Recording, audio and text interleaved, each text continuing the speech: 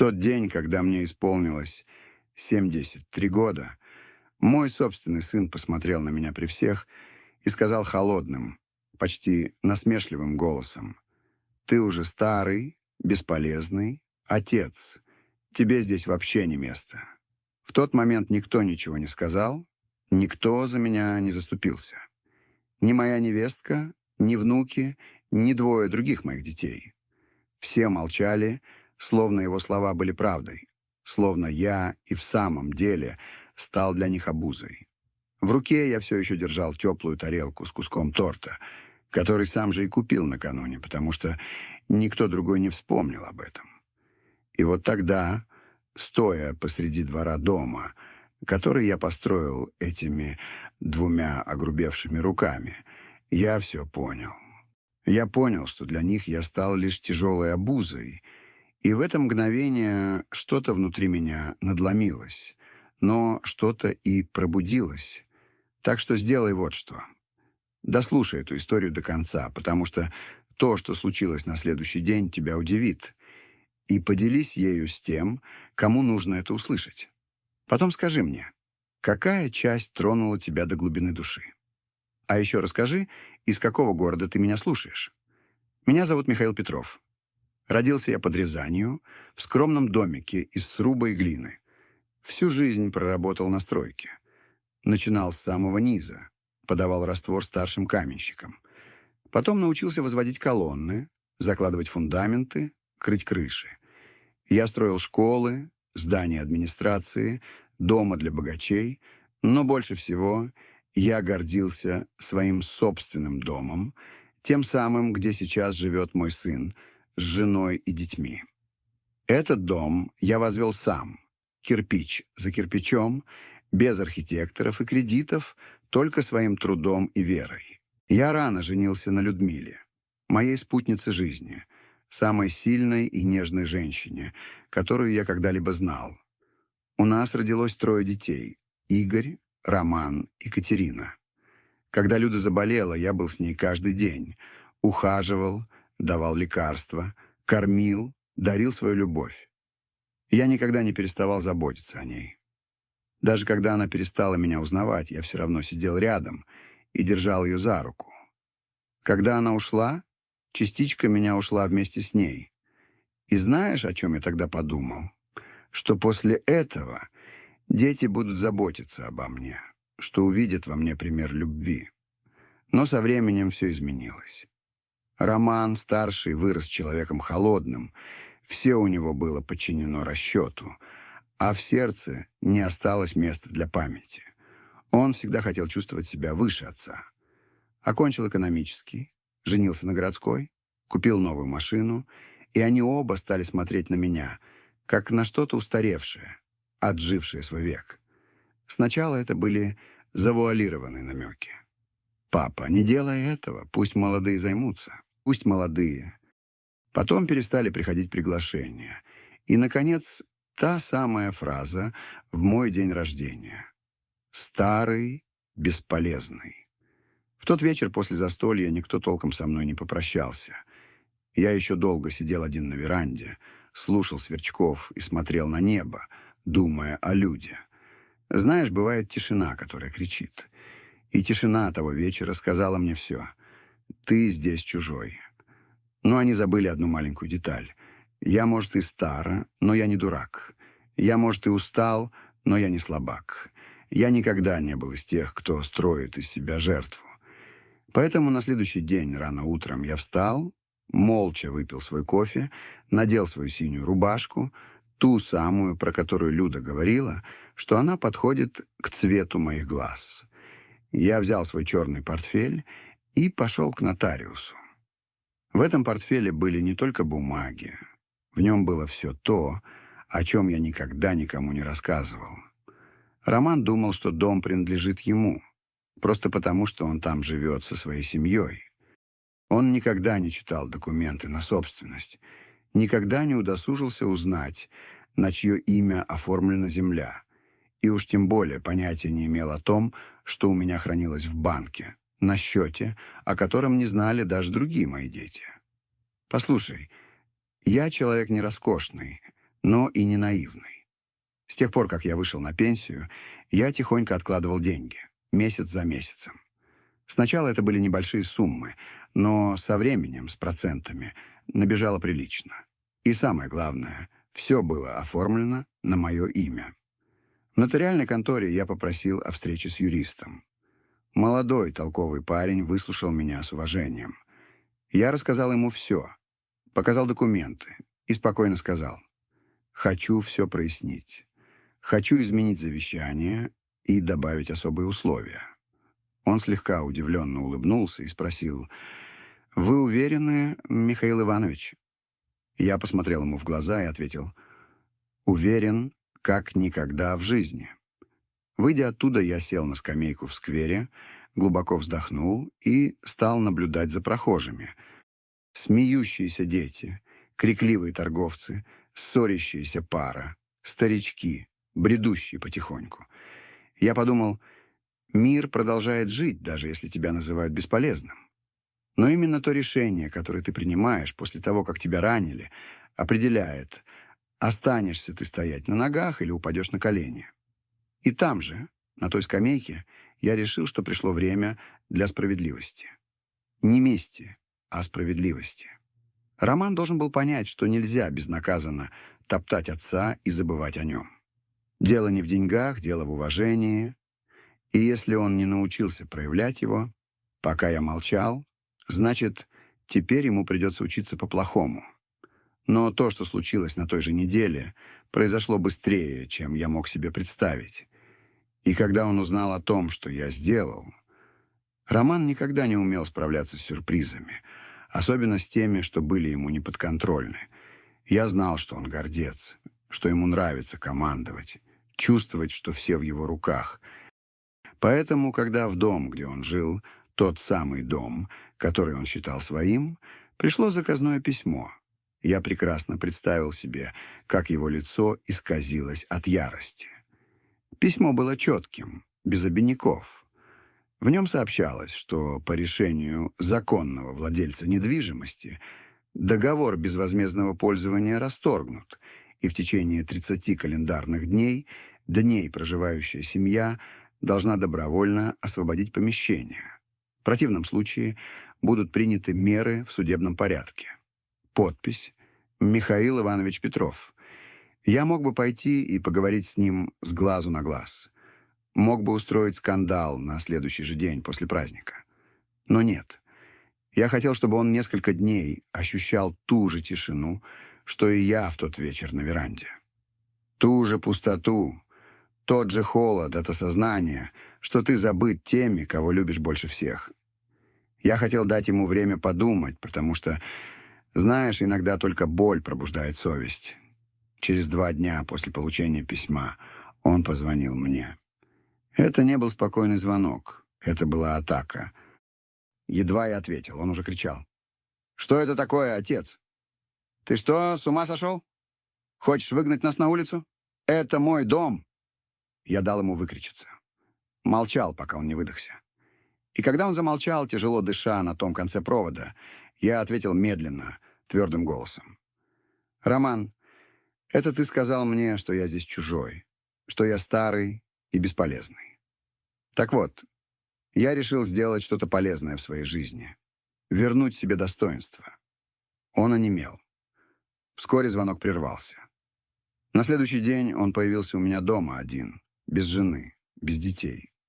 И знаешь, что забавно? Впервые за много лет он постучал в дверь, прежде чем войти. Я спокойно открыл, посмотрел ему в глаза и увидел страх. Не злость, не гордость, страх. Тот самый страх человека, который понимает, что перешел черту. Он вошел и сел. Долго молчал, глядя в пол.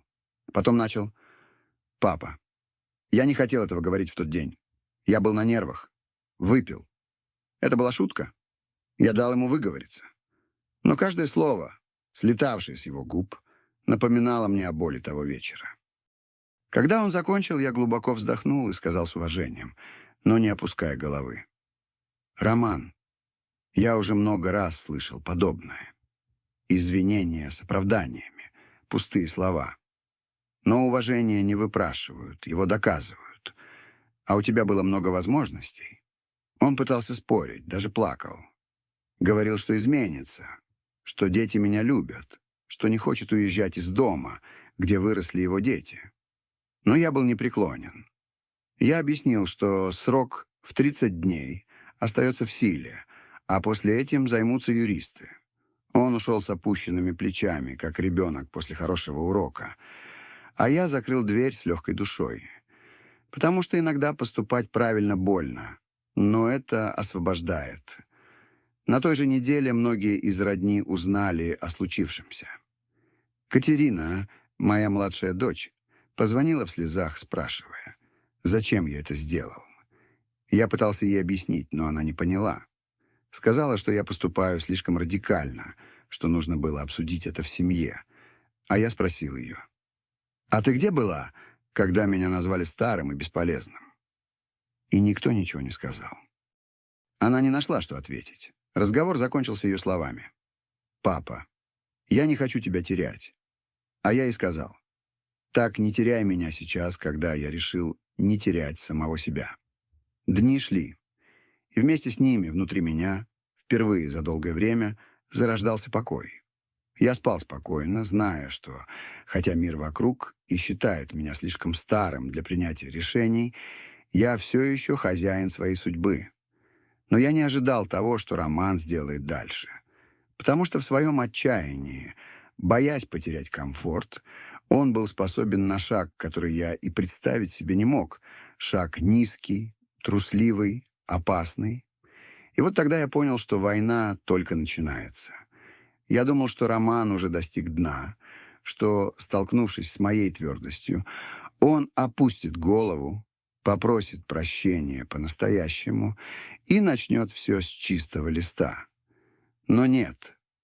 Гордыня, как повязка на глазах, и некоторые готовы 1000 раз разбиться в лепешку, лишь бы ее не снимать. Через неделю мне позвонили из банка. Очень вежливая девушка сообщила, что была зафиксирована необычная попытка доступа к моему счету. Кто-то пытался войти, используя мои данные, но после нескольких неудачных попыток пароль был заблокирован. Когда я подтвердил, что это был не я, она на несколько секунд замолчала, а потом спросила, «Михаил Иванович, у вас есть родственники с доступом к вашим личным документам?» И в тот же миг я все понял. Тем же вечером меня ждал еще один сюрприз. Участковый постучал в мою дверь с уведомлением в руке. Роман нанял адвоката и пытался оспорить право собственности на дом. Он утверждал, что у нас был устный договор дарения, что я передал ему дом в подарок. Ложь. Он прекрасно знал, что не существует ни одной бумаги, ни одного договора, ничего, что могло бы это подтвердить. Но проблема в том, что он рассчитывал на хаос. Он хотел измотать меня, довести до предела, утомить бумажной волокитой. Именно на этом этапе многие сдаются. Но я уже знал эту игру. Всю жизнь я сталкивался с архитекторами, которые хотели нажиться на стройке, с начальниками, которые пытались урезать мне зарплату. Я знал, как ведут себя люди, когда хотят манипулировать. И на этот раз я был готов. Я пошел к своему юристу, принес ему все свои бумаги, копии, выписки и попросил о большем — начать официальное расследование по факту попытки мошенничества и незаконного доступа к моему банковскому счету. Потому что теперь речь шла не просто о гордости, речь шла о преступлении. Проходили дни, и Роман начал давить. Он звонил, писал сообщения, говорил, что я разрушаю семью, что его дети страдают, что он придаст все это огласке и опозорит меня перед всеми. Я читал каждое сообщение и думал, это не мой сын. Или, может, он всегда таким был, а я просто не хотел этого видеть. В глубине души самое болезненное для отца — это не предательство, а осознание того, что это была не ошибка, а решение. Повторяющееся, осознанное, холодное. Но у Бога свои пути. Как раз в тот момент, когда я думал, что остался в этой битве один, кое-что произошло. Мой старый друг Матвей, который больше 30 лет проработал нотариусом в нашем районе, узнал обо всем и без предупреждения появился у меня на пороге с папкой в руках. Он сказал: «Миша, я слышал, что происходит, и думаю, это тебе поможет». В папке лежали старые, заверенные копии оригинального договора купли-продажи земли под домом, старый документ с датой, с подписями свидетелей и кое-что еще, обновленное свидетельство о собственности 5-летней давности, где я был указан как единственный владелец. Матвей сохранил эти копии на всякий случай и только сейчас вспомнил о них. Словно сама судьба говорила мне: «Ты не один». С этими бумагами я вернулся к юристу, и мы усилили нашу позицию. Теперь уже не Роман пытался что-то доказать, а я с железобетонными доказательствами демонстрировал его злой умысел. Мы подали официальное заявление о попытке мошенничества, неправомерном использовании данных и лжесвидетельстве. Юрист серьезно посмотрел на меня и сказал: «Михаил Иванович, с этим ваш сын может получить судимость». Я глубоко вздохнул, на миг прикрыл глаза и ответил: «Я этого не хочу. Но если он выбрал этот путь, ему придется встретить последствия, как мужчине». И тут все начало меняться. Роман получил уведомление из прокуратуры, и Лев внезапно превратился в мышонка. Он пришел в контору к моему юристу с опущенной головой, говоря, что хочет договориться, что все это было недоразумением. Но было уже поздно. Делом занималось следствие. И я усвоил одно: справедливость, которую прерывают из жалости, становится несправедливостью для правого. В тот вечер я снова сидел на веранде. Небо было ясным, и ветерок доносил аромат флоксов, который так любила Люда. И я задумался, как мы дошли до такого? Как отец может оказаться в суде против собственного сына? А ответ пришел тихо, из самого сердца. Когда любовь раздавлена эгоизмом, остается только мужество. Но я и не подозревал, что это разбирательство вскроет нечто еще более глубокое. Потому что в ходе расследования они обнаружили то, чего я и представить себе не мог, и это изменило все. Я и представить не мог, что это расследование, начавшееся лишь как справедливая защита того, что принадлежало мне, вскроет нечто, что разобьет мне душу. Через неделю после того, как Роман получил повестку, мне позвонил юрист и сказал, что нам нужно встретиться лично. Я, как всегда, пришел рано утром со своей папкой под мышкой и с тяжестью в желудке. Он встретил меня с серьезным лицом, но это была не злость и не юридическая озабоченность. Это было что-то другое, словно то, что он собирался мне сказать, было не просто профессиональным, а личным. Я сел напротив него, и он начал медленно. «Михаил Иванович, при проверке банковских операций и документов, подписанных от вашего имени, всплыл один деликатный момент». Я удивленно поднял бровь, и он продолжил. «Была попытка подделки подписи на заявлении о переводе средств с вашего сберегательного счета на имя другого лица». Я молчал. Я не совсем понимал.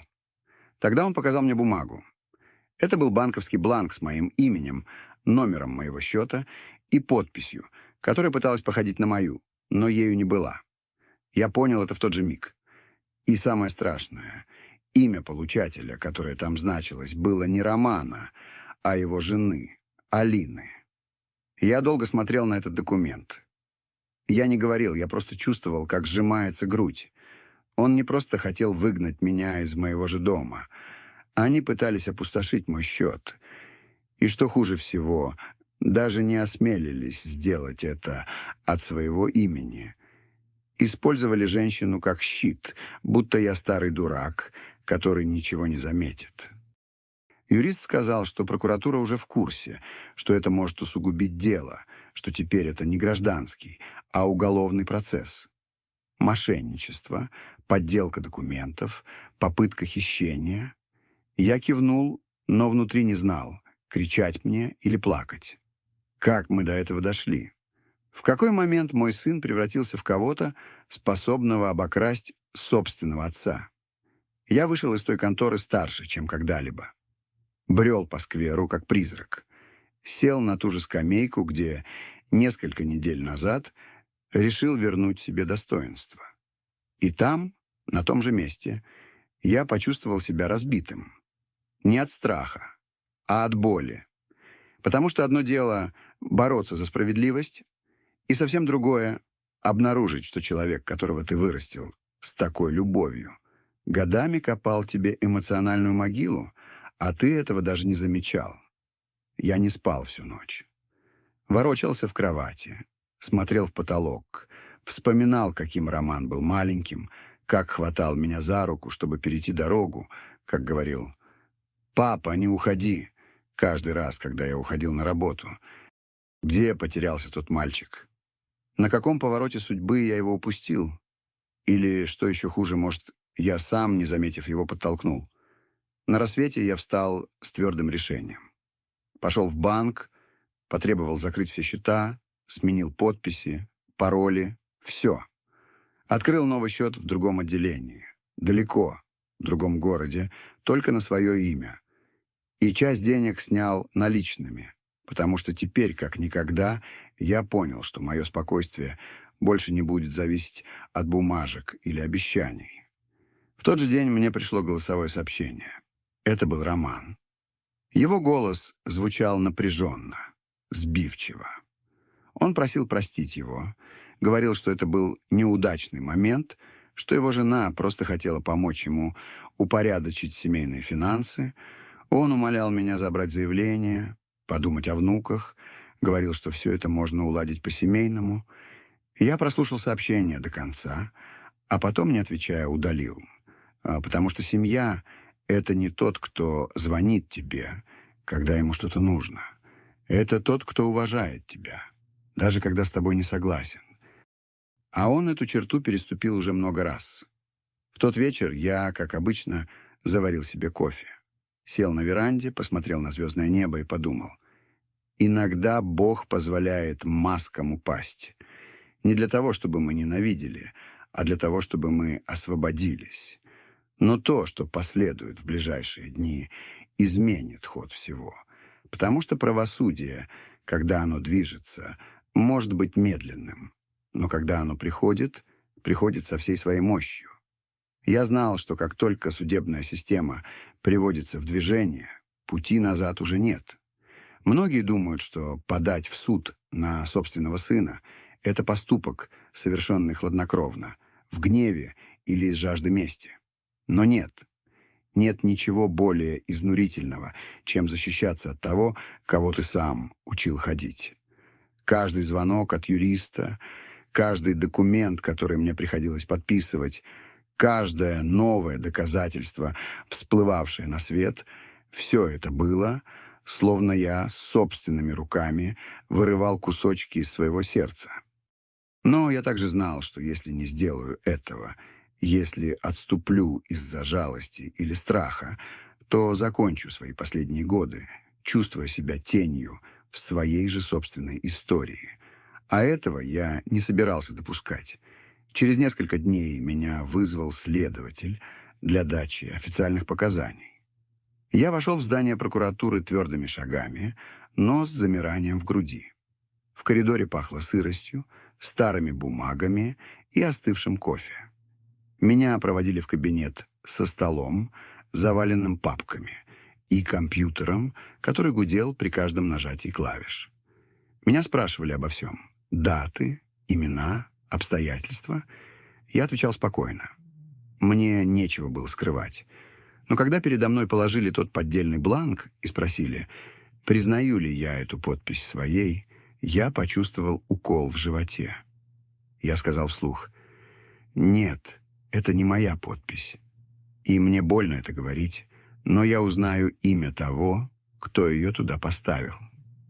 Когда допрос закончился, следователь несколько секунд смотрел на меня. Потом сказал: «Михаил Иванович, нечасто люди вашего возраста находят в себе смелость пойти на такое. Но то, что вы делаете, это справедливо». Я кивнул и ответил: «Я пришел не за тем, чтобы посадить сына в тюрьму. Я пришел, чтобы вернуть свое имя и свой покой». И этого принципа я придерживался до самого конца. Через неделю мне позвонили из суда.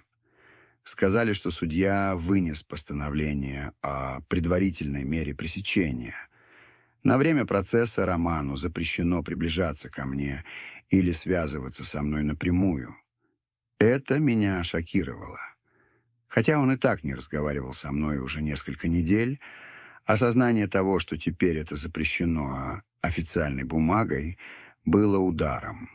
Словно то, что уже было написано в душе, теперь вывели чернилами на гербовой бумаге. Что-то между нами сломалось, и, возможно, это уже не починить. Но жизнь не останавливается. И пока все это происходило, я продолжал жить своими днями. Вставал рано, готовил завтрак, читал газету, гулял по району. Некоторые соседи здоровались с жалостью, другие — с уважением. Некоторые шептались за спиной, но я уже не опускал голову, потому что понял: нет худшего наказания, чем жить со стыдом за то, чего ты не совершал. Однажды, когда я стоял в очереди на рынке, ко мне подошла пожилая женщина, которую я знал в лицо.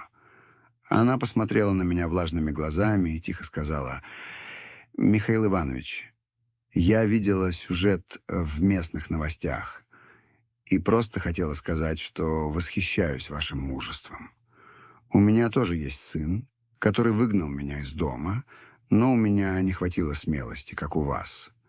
Я посмотрел на нее, взял за руку и ответил: «Это не мужество, Любовь Петровна, это необходимость. Когда душа больше не может терпеть, нужно что-то делать, даже если больно».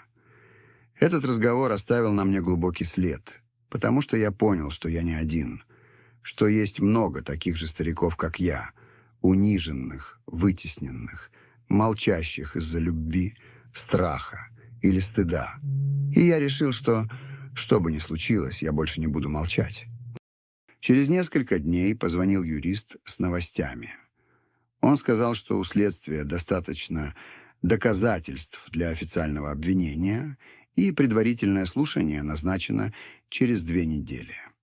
Я спросил, могут ли Романа посадить, и он ответил: «Это возможно, но будет зависеть от судьи. Мы лишь представляем правду». В ту ночь я почти не спал. Не от страха, а от осознания того, что начавшееся как самозащита теперь превратилось в открытую войну. И хотя я не хотел причинять боль, я не собирался сдаваться. День слушания настал. Я надел свою лучшую рубашку с белыми пуговицами. Тщательно причесался. Приехал заранее. Зал суда был холодным, со скамьями из темного дерева и молодой судьей с серьезным лицом. Роман был там со своим адвокатом. Он на меня не смотрел. Я на него тоже. Мы сели по разные стороны. Судья начала зачитывать материалы дела. Упомянула обвинение, попытка мошенничества, подделка подписи, использование банковских документов. Я чувствовал, как каждое слово камнем падает на пол. После изложения фактов судья предоставила слово мне. Я встал. Ноги дрожали, но голос нет. И я говорил. Не как преданный отец, не как жертва, а как человек, который на закате жизни решил встать в полный рост. «Уважаемый суд», — сказал я пришел сюда не просить наказания. Я пришел просить, чтобы мне вернули достоинство. Годами меня называли бесполезным, относились ко мне как к помехе, и все равно я продолжал все отдавать. Но когда у меня украли уважение, я понял, что больше не могу молчать. Мой сын здесь не из-за того, что я чувствую, а из-за того, что он сделал. В зале повисла тишина. И в этой тишине я почувствовал, как что-то внутри меня встало на свое место. Словно, наконец-то, после стольких лет, что-то вернулось в равновесие. Слушание закончилось. Судья не вынесла приговор в тот день, но дала понять, что основания для продолжения дела есть. Роман вышел, опустив голову. Я вышел с миром в душе. В тот вечер я вернулся домой. Как всегда, заварил кофе. Сел на веранде и впервые почувствовал, что я больше не одинокий старик, сражающийся с собственной тенью. Я чувствовал себя человеком. Человеком, который был отцом, работником, мужем и который теперь стал хозяином самому себе. Но самое удивительное было еще впереди. Через несколько дней после слушания город продолжал жить в своем обычном ритме, но внутри меня все изменилось. Я вышел из зала суда с чувством, которое трудно объяснить. Это не была радость, не была и грусть. Это было что-то среднее, словно с груди сняли тяжелый камень, но на его месте осталась пустота, потому что в глубине души каждый отец хранит надежду, какой бы маленькой она ни была, что однажды сын вернется, попросит прощения по-настоящему, признает свою ошибку. Но в тот день, увидев Романа с его холодным взглядом, не сказавшего ни единого слова, даже не поднявшего глаз, чтобы посмотреть на меня, я понял, он свой путь уже выбрал. И, наконец, я тоже выбрал свой. В конце той же недели ко мне пришел гость, которого я не ждал. Это был Максим, старший сын Романа. Ему уже 22 или 23 года, взрослый парень. Но я до сих пор помню, как он бегал босиком по двору, лазал по яблоням в саду и просил рассказать ему сказку перед сном. «Дедушка, расскажи еще ту, про деревню, про то, как ты с бабушкой Людой познакомился». Когда я открыл дверь и увидел его на пороге, с рюкзаком за спиной и влажными глазами, я замер. Не потому, что удивился его приходу, а потому, что в его взгляде я увидел то, чего давно не видел в этой семье. Правду. «Можно войти, дед?» — спросил он тихим голосом, словно каждое слово причиняло ему боль. Я молча открыл дверь шире. Он сел на тот же деревянный стул, где несколько недель назад сидел его отец. Но атмосфера была совсем другой. «Прости, что без предупреждения, но мне нужно было тебя увидеть. Мама не знает, что я здесь, а отец, если узнает, взорвется. Но мне все равно. Я дал ему говорить, не перебивал. Потому что иногда молодой душе нужно выплеснуть все без преград. Я все видел, дед. Читал бумаги, видел электронные письма, слушал записи, которые передал твой юрист. Я не хочу оправдывать отца, потому что то, что он сделал, не имеет оправдания. Я просто хочу, чтобы ты знал, не все мы думаем, как он. Я никогда не считал тебя старым и бесполезным. Наоборот, ты был единственным, кто говорил со мной по-честному в этой семье. У меня к горлу подкатил ком. Я сглотнул слезы, но голос все равно немного дрогнул, когда я ответил: «Спасибо, внук». Эти слова дороже всего золота, которое твой отец пытался украсть. Максим рассказал, что уже давно не ладил с родителями, что пытался образумить их, остановить, но каждый раз его затыкали, относились к нему как к предателю за то, что у него есть сердце. Он сказал, что сильно поссорился с отцом после суда, даже пригрозил уйти из дома, если они продолжат этот абсурдный процесс. Я слушал его, и в памяти всплывал образ мальчика, о котором я заботился, когда у Романа не было времени. Дни, когда я брал его с собой в мастерскую, учил держать молоток, объяснял, как сажать семена.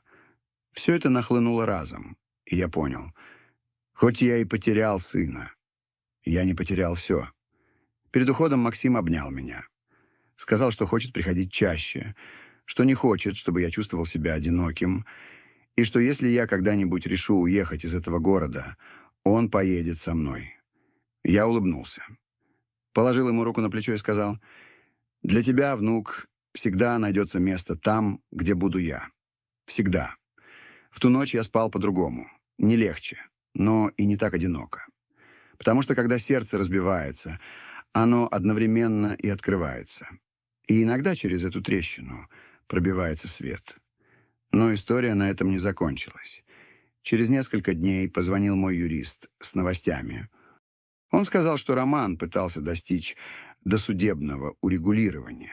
Прислал письмо, написанное от руки, в котором признавал подделку документов и просил прекратить дело в обмен на мое полное молчание.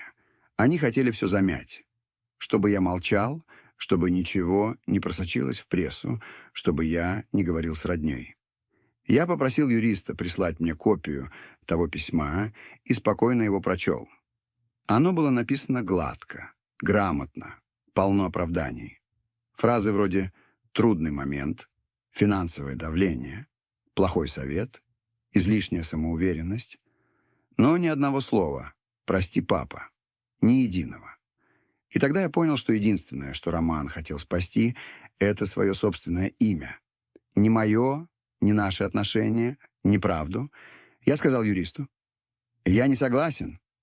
Пусть процесс продолжается. Если он когда-нибудь захочет поговорить со мной, пусть приходит как сын, а не как делец». Юрист на несколько секунд замолчал, а потом произнес: «У вас больше мужества, чем у большинства мужчин, которых я знаю, Михаил Иванович». «Это не мужество», — подумал я. «Это усталость, это боль, это достоинство». На той же неделе местная газета начала писать о нашем деле. Без имен, без деталей, но фразами, которые все узнавали. Пожилой мужчина через суд защищает свой дом от мошеннических действий со стороны родственников. Некоторые соседи приходили ко мне. Одни, чтобы пожать руку, другие, чтобы посоветовать замолчать, а третьи — просто, чтобы рассказать свои собственные истории. Овдовевшие матери, выселенные собственными детьми. Мужчины, отправленные в дома престарелых амбициозными невестками. Дедушки, вырастившие внуков, и теперь даже не знающие, где они. И я подумал, может, все, что я переживаю, это не только ради меня. Может, эту боль нужно рассказать не для того, чтобы отомстить, а для того, чтобы разбудить других. Но самое неожиданное было еще впереди. Потому что после всего, после суда, письма, молчания и предательства, появился человек, которого я никогда не думал снова увидеть. И когда этот человек постучал в мою дверь, я понял, что иногда жизнь приберегает последнюю карту. Ту, появление которой не ждет никто. Я сидел на веранде, как обычно по вечерам, пил свой кофе с булочкой, когда в дверь постучали. Я никого не ждал. Подумал, может, это снова Максим или кто-то из соседей, с недоемой любопытством из-за слухов, что ползли по поселку. Но когда я открыл дверь, я обомлел. Это была она. Алина. Моя невестка, жена Романа. Та самая, что стояла за поддельными бумагами. Та, что наполняла голову моего сына ядовитыми идеями. Та, что смотрела на меня, будто я старый фикус, мешающий в гостиной. Я и представить не мог, что увижу ее на своем пороге. Одну, без макияжа, без украшений, с опущенными глазами и сумкой, висящей на плече. «Можно с вами поговорить, Михаил Иванович?» — спросила она тихим, почти дрожащим голосом. Я несколько секунд смотрел на нее. Мелькнула мысль захлопнуть дверь перед ее носом. Сказать ей все, что я копил годами. Но что-то в ее взгляде, в том, как она вцепилась в ремешок своей сумки, словно это было единственное, что у нее осталось, заставило меня отступить в сторону и, не говоря ни слова, указать на стул на крыльце. Она медленно села. В глаза мне не смотрела, теребила пальцы, глубоко дышала, будто хотела заговорить, но не знала, с чего начать. «Я знаю, что не заслуживаю, чтобы вы меня слушали», — сказала она наконец. «Знаю, что была несправедлива, жестока, что никогда не относилась к вам с должным уважением. И я также знаю, что то, что мы сделали с Романом, не имеет прощения». Я ничего не сказал, просто смотрел на нее. «Я пришла, потому что больше не могу», — продолжила она. Роман сам не свой. Он все время кричит, хлопает дверьми, винит всех вокруг. Говорит, что вы разрушили ему жизнь, но я-то знаю. Я знаю, что это он перешел черту. Я подписал эти бумаги, потому что он меня попросил, он потребовал. Сказал, что это простая формальность, что все равно все останется вашим, что это нужно лишь для порядка. И я, дура, ему поверила. «И только поэтому ты подписалась моим именем?» — спросил я наконец. «Чтобы все упорядочить». «Нет», — сказала она, еще ниже опустив голову. «Я сделала это еще и из-за страха.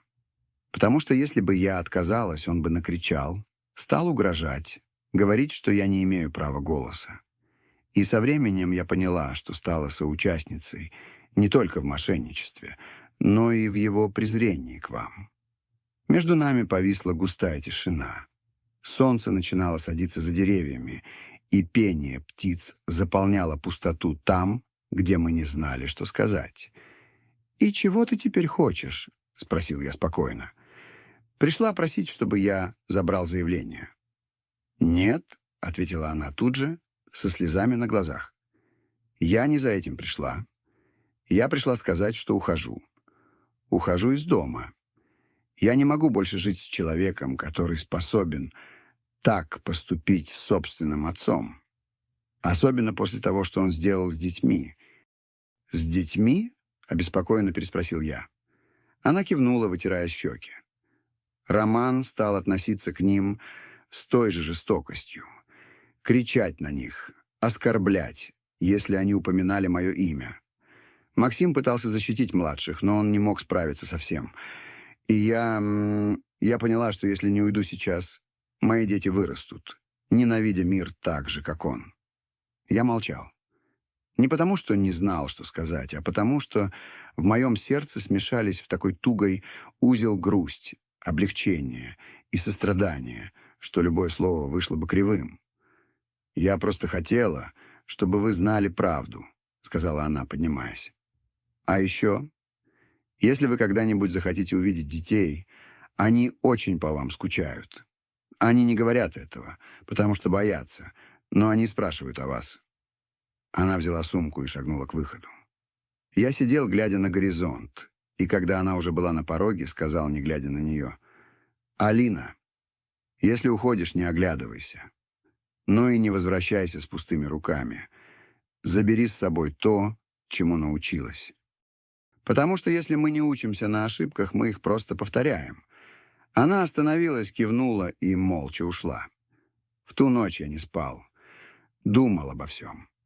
О романе, о том, как мы дошли до такого, о Максиме, о детях, о люде, которые, наверное, на небесах переворачиваются, видя все это. И больше всего я думал о себе. О том, кем я был, кем стал сейчас и что мне еще предстояло сделать. На следующее утро я решил, что пора действовать. Поехал в банк, привел в порядок свои счета, затем заехал к нотариусу. Я хотел все закончить, не оставлять недоделанного, потому что я усвоил: самый большой подарок, который человек может себе сделать в старости, это никому ничего не быть должным. На обратном пути я проехал мимо школы, где учатся мои внуки. Остановился на другой стороне улицы, наблюдая издалека. Я видел, как они вышли с рюкзаками, о чем-то болтая. Максим ждал их на углу. Когда он меня заметил, то перешел дорогу и крепко обнял. Так, что не нужно было слов. И по одному его взгляду я понял: он знает, что произошло. «Спасибо за все, дед», — сказал он. «За то, что не смолчал. За то, что научил меня. Быть мужчиной — это не кричать громче всех, а жить по правде». И там, стоя на том углу, я понял, что иногда, чтобы спасти будущее, нужно позволить прошлому уйти. Даже если это больно. Даже если идет кровь. Но я еще не знал, что у суда в запасе был последний поворот. Что-то, чего не ожидал ни Роман, ни я, ни кто-либо другой. И когда это случилось, это изменило весь ход истории.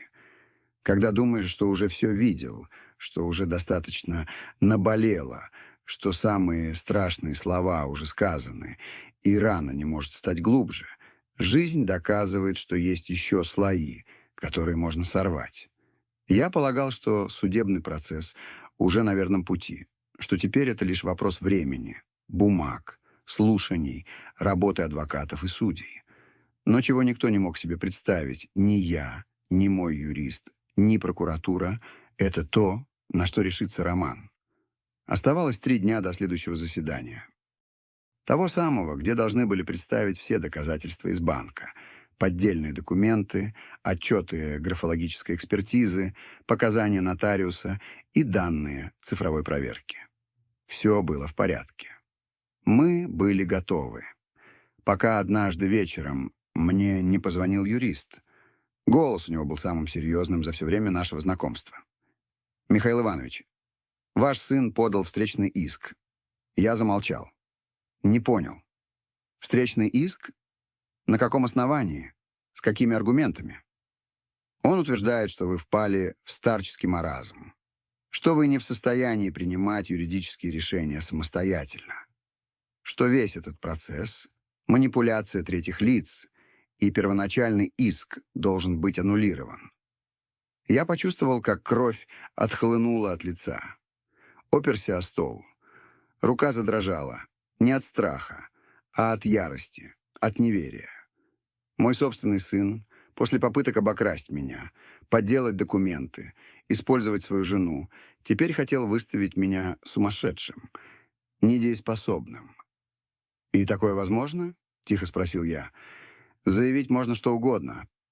Судья решит, принимать ли встречный иск. Но это означает, что вам придется пройти официальную судебно-психиатрическую экспертизу. Постановление суда». В ту ночь я не сомкнул глаз. Сел напротив портрета Люды. Говорил с ней, словно она была рядом.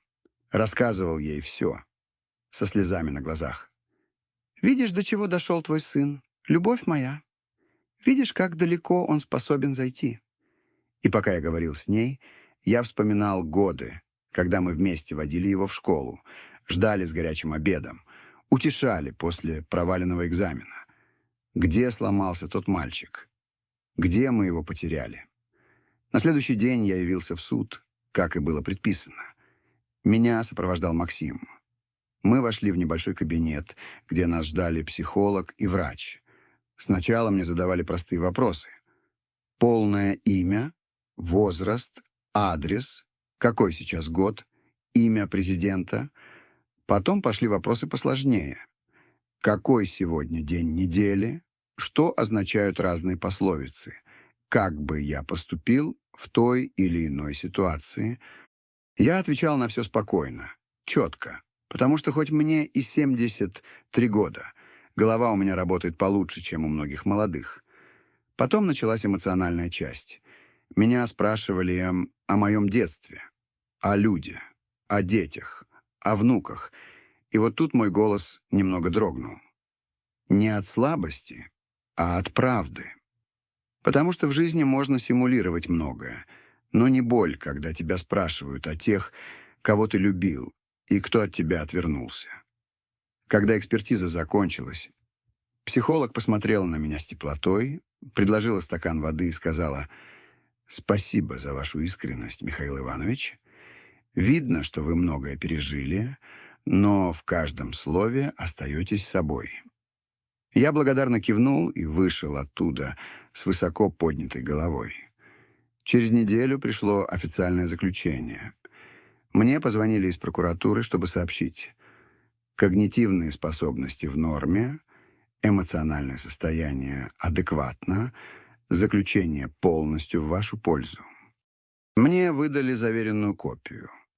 И в тот же день мой юрист представил этот документ в суде как доказательство против встречного иска.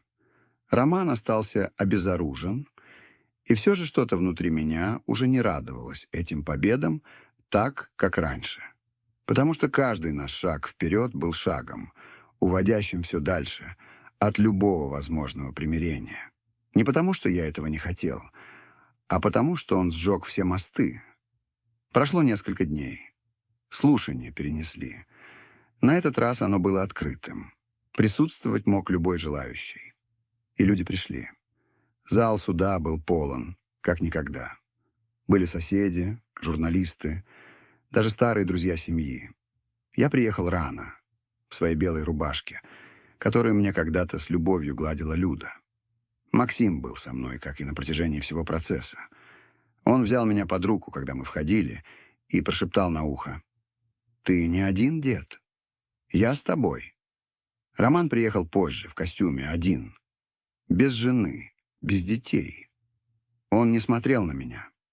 Сел на другой стороне с отсутствующим взглядом. Судья попросил тишины, и началось чтение дела.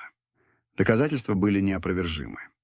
Попытка мошеннического доступа к счету, поддельный бланк, экспертиза подписи, признание Алины, показания Максима, а теперь еще и отклоненный за необоснованностью встречный иск.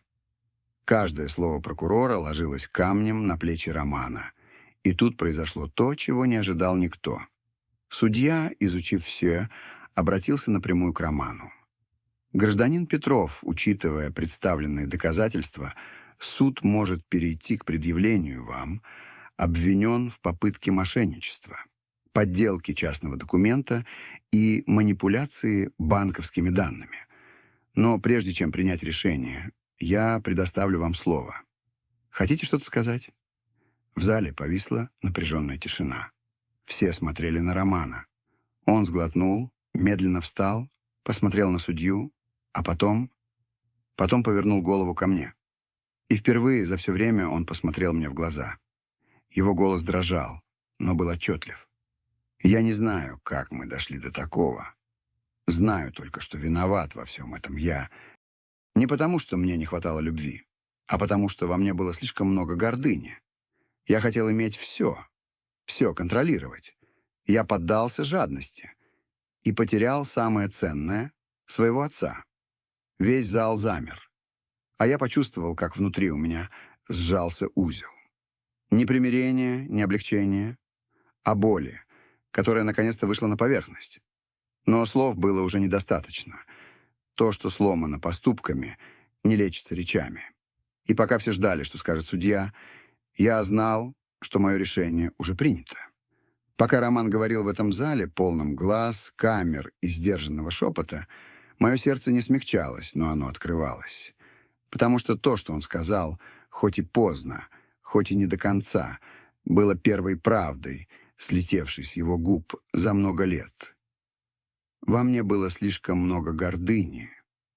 Эти слова застряли у меня в голове, звеня, как ржавые колокола. Да, сынок, в тебе было слишком много гордыни и слишком мало памяти. Тебе не хватило памяти, чтобы вспомнить, кто учил тебя ходить, кто держал тебя на руках, когда у тебя был жар, кто оставался голодным, чтобы ты был сыт. Но теперь было уже не время говорить о том, чего не хватило. Пришло время закончить то, что я начал. Судья попросил тишины, поблагодарил за заявление и уточнил, что оно не меняет юридического хода событий. Затем он взял паузу, посмотрел на документы, перелистал страницы и с тем же спокойствием, с каким подписывают приговоры, меняющие жизни, твердо произнес: «Данный суд считает, что имеются достаточные доказательства для направления этого дела в уголовный суд. Кроме того, суд считает уместным назначить меры пресечения в отношении гражданина Петрова Романа Михайловича по обвинениям в подделке подписи, попытке мошенничества и воспрепятствованию правосудию». В зале прошел гул. Адвокат Романа закрыл лицо рукой, а я остался недвижим. Я не улыбнулся, не опустил голову, не закрыл глаза. Я просто дышал. Как человек, который снова получил глоток воздуха после многих лет под водой. Роман остался на свободе до начала основного процесса, но с ограничениями. Ему было запрещено приближаться ко мне, к моему дому и моим счетам. Он должен был сдать заграничный паспорт и каждую неделю отмечаться в отделении полиции. Впервые. Впервые в своей жизни он перестал быть неприкасаемым. Когда я вышел из здания суда, у входа меня встретили несколько соседей. Одни похлопывали по спине, другие просто смотрели с уважением. Одна женщина подошла, обняла меня и сказала: «У моего отца не было вашей силы, Михаил Иванович. Его выгнали из дома, и он умер в одиночестве. Но вы добились справедливости». А я тихим голосом ответил: «Не ради себя, ради тех, кто будет после, чтобы это не повторилось». Максим ждал меня на углу. Он крепко обнял меня, его глаза были красными. «Знаешь, что мне больнее всего, дед?» — сказал он. «То, что у отца была возможность все это остановить. У него был шанс сойти с этого поезда, но он не захотел». А я ответил: «Потому что иногда, сынок, есть люди, которые больше любят быть правыми, чем жить в мире». В тот вечер мы вернулись домой, в дом, который оставался моим. Не из-за гордости, не из-за мести, из-за справедливости. Я сел на веранде. Максим пошел заваривать кофе, и пока я его ждал, я закрыл глаза. Я слышал ветер в деревьях. Я чувствовал голос Люды внутри себя. Не как воспоминание, а как силу. Не забывай, кто ты, Миша. Не забывай, чего ты стоишь. И тогда я понял, что должен сделать еще кое-что. На следующий день я пошел к нотариусу. Попросил срочно меня принять. Нотариус, пожилой мужчина, знавший меня с молодости, встретил меня с улыбкой. Я объяснил ему, чего хочу. Хочу изменить завещание, но не только. Хочу оставить кое-что написанное, что будет не просто юридическим, а моральным документом. И там, в этом кабинете с запахом дерева и чернил, я продиктовал открытое письмо. Завещание из слов, идей, истин. Не для того, чтобы обвинять, а чтобы прояснить то, чему я научился. Письмо гласило примерно следующее. Если вы читаете это, вы, вероятно, уже знаете, что произошло. Я пишу не для того, чтобы выставить кого-то в дурном свете. Я пишу, чтобы ни один дед больше не был вынужден молчать. Чтобы ни один отец не был вынужден выбирать между любовью и достоинством. Я был предан тем, кого любил больше всех, но я не ответил ненавистью. Я ответил справедливостью. Потому что любовь без уважения — это просто привычка, а уважение без правды — лишь фасад. Своим внукам я оставляю свое чистое имя, а всем, кто захочет услышать, я оставляю это послание. Никогда не поздно встать в полный рост. Никогда. Нотариус молча посмотрел на меня. Попросил разрешения тоже подписать его как свидетель. «Эти слова не должны храниться в ящике стола», — сказал он. И я кивнул. Потом я прошел мимо школы моих внуков. Спросил, могу ли я оставить конверт с несколькими письмами, написанными от руки. Они были для каждого из них. Без упреков. Только тепло, истории, воспоминания и одно обещание. Я буду здесь, когда вы захотите снова посмотреть в глаза своему деду. Я буду ждать. В тот вечер, когда небо окрасилось в оранжевый, Максим помогал мне поливать цветы. Он посмотрел на меня и сказал, «Знаешь, дед, то, что ты делаешь, это не только для тебя. Это для всех нас. Для меня. Для тех, кто придет после. Ты меняешь не только свою историю. Ты меняешь наше представление о том, что значит быть настоящим мужчиной». Я не знал, что ответить. Просто передал ему лейку, улыбнулся и подумал, что, может быть, самое большое наследие, которое оставляет человек, это не наследство, не имущество и не фамилия. Оно в примере, в решениях, которые ты принимаешь, когда больнее всего. Но даже Максим не знал, что у меня в запасе была последняя карта. Решение, которое я принял в тишине. Оно было не против Романа или кого-то еще. Оно было для меня. И когда я его принял, я понял, что наконец-то смогу замкнуть этот круг. Мы у самого финала. Осталась последняя часть, чтобы расставить все точки над «и». Часть 9. Финал. В то утро я встал раньше обычного. Спокойно сварил кофе, добавил щепотку корицы, как любила Люда. Сел за стол и достал из старой деревянной шкатулки конверт, который хранил уже несколько месяцев. Внутри был последний документ, подписанный у нотариуса. Это не было обычное завещание, не просто бумаги о наследстве. Это было решение. Решение, которое я обдумывал много ночей, глядя в потолок, слушая сверчков, вспоминая все, что я пережил, что потерял и что обрел. Лист, который я держал в руке, гласил ясно, твердо и окончательно. Я завещаю свое имущество, свой дом и свои сбережения не моим детям и не тем, кто носит мою фамилию, а тем, кто носил мое имя с уважением. Я подошел к комоду, открыл второй ящик и достал листок с именем, который я вписал как главного наследника. Максим. Мой внук. Единственный, кто не опустил взгляд. Единственный, кто обнял меня без условий. Единственный, кто защищал меня, даже когда все называли его предателем. Ему я оставил все. Но больше, чем бумаги, я оставил ему наследие. Никогда не склонять голову перед несправедливостью, даже если эта несправедливость приходит под видом семьи. Я подписал последний документ твердой рукой. Я не дрожал, не сомневался. Потому что я понял. Кровь — это еще не все. Семьей тебя делает верность. В тот же день ко мне пришел Максим.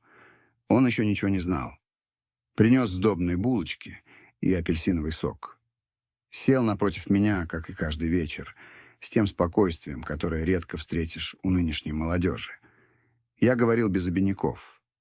Рассказал ему, что все, построенное мной за всю жизнь, не имеет ценности, если окажется в руках того, кто меня растоптал. Сказал, что когда я ушел из дома в 17 лет, с одной лопатой за плечом и пустыми карманами, единственное, что у меня было, это достоинство. И сейчас, в 73 года, оно по-прежнему единственное, что по-настоящему мне принадлежит. Максим несколько секунд молчал. Его глаза наполнились слезами. Он крепко обнял меня. Плакал молча, как плачут мужчины, которые знают, чего стоит идти по жизни с чистым сердцем. Прошли дни. Новость, как и все в маленьком поселке, разлетелась быстро. Одни смотрели на меня с восхищением, другие — с жалостью, немногие — со злобой. Мне говорили, что это слишком жестоко, что нельзя вот так вычеркивать сына из завещания. А я всем отвечал одно. Тот, кто лишил меня своего уважения, не может присутствовать в моих последних решениях. Дело было не в мести и не в гордости. Дело было в равновесии.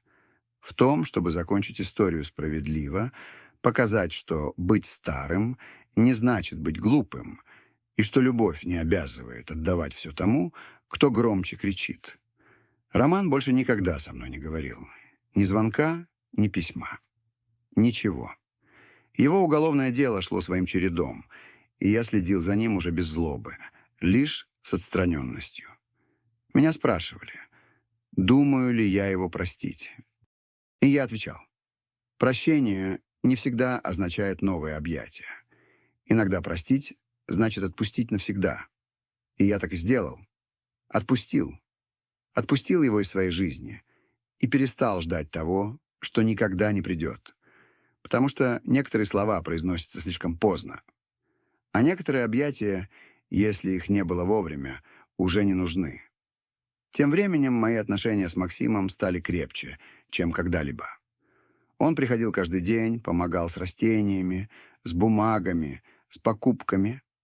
Но что важнее, он меня слушал. Он позволял мне говорить часами, расспрашивал о моем детстве, о послевоенных годах, о Люде, об уроках, которые я выучил. И я понял, что это самое ценное, что у меня осталось. Возможность рассказать свою историю тому, кто действительно хочет ее услышать. Не чтобы судить, не чтобы исправлять, просто чтобы почтить. Однажды вечером Максим принес мне чистый блокнот. «Я хочу, чтобы ты все записал, дед», — сказал он. «Не только то, что случилось с отцом. Все. Свою жизнь, свои битвы, свою историю». И я начал писать. Медленным, но уверенным почерком, страница за страницей, наполняя эту тетрадь своим голосом. Не для того, чтобы это опубликовали, не чтобы стать известным, а для того, чтобы, когда меня не станет, был кто-то, кто помнит, кем я был, что я сделал, чего не позволил и почему. И пока я писал эти страницы, я понял кое-что, что я не был побежден, что я не закончил жизнь озлобленным стариком, что я не умер при жизни, как многие думали. Наоборот, в том возрасте, когда многие сдаются, я родился заново, потому что я решил защитить себя, потому что я выбрал жить с высоко поднятой головой, потому что я понял, что любовь к себе — это не эгоизм, это справедливость. А теперь, если ты дослушал эту историю до конца, я прошу тебя об одном. Не молчи, если тебя отодвигают в сторону. Не прячься, если тебя называют помехой. Не позволяй, чтобы звание отца, матери или деда использовали, чтобы тебя растоптать. Ты ценен, ты заслуживаешь уважения, и если эта история тронула твое сердце, я хочу, чтобы ты сказал мне, что бы ты сделал на моем месте.